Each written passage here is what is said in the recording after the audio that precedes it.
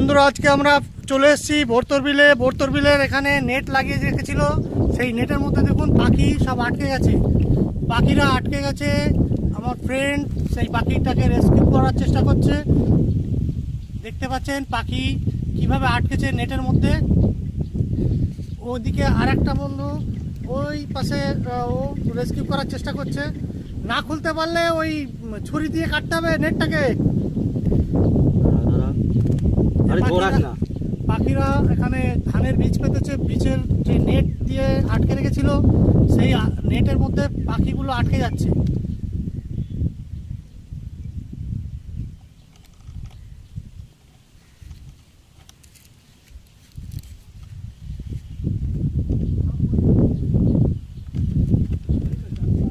হ্যাঁ দিচ্ছি, দাঁড়াও এটা ছাড়িয়ে নি, পাটা ভেঙে যায় না যেন। না না এই দাঁড়া, নখ থেকে বার করতে হবে না। এই দাঁড়া, বডিটা একটু ধরতে হবে। ও আরে যা, ধরে রাখলে না কেন, ও আবার আটকে যাবে। যাক যাক পালিয়েছে। ছুরিটা আছে দেখো তো এখানে, এই প্লাস্টিকের মধ্যে ছুরি আছে। কোনো প্লাস্টিক লাগবে না, কাটতে হবে না।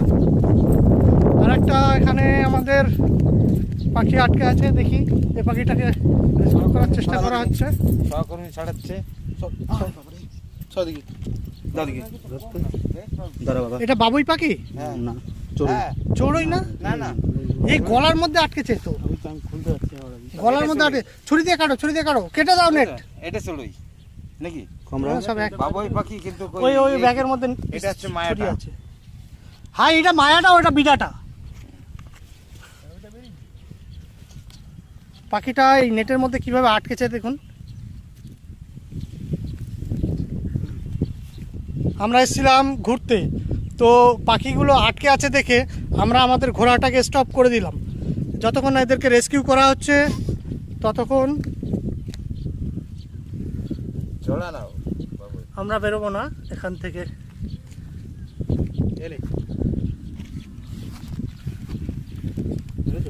দুজন মিলে এখানে রেস্কিউ করছে।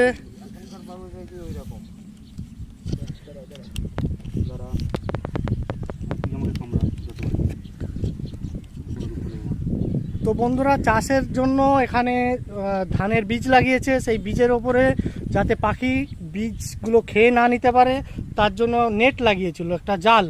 সেই জালের মধ্যে পাখিরা এসে যখন বসছে তখন দেখা যাচ্ছে সেই জালটা তাদের পায়ে আটকে যাচ্ছে। তো পায়ে আটকে গিয়েছিল 3টি পাখি এখানে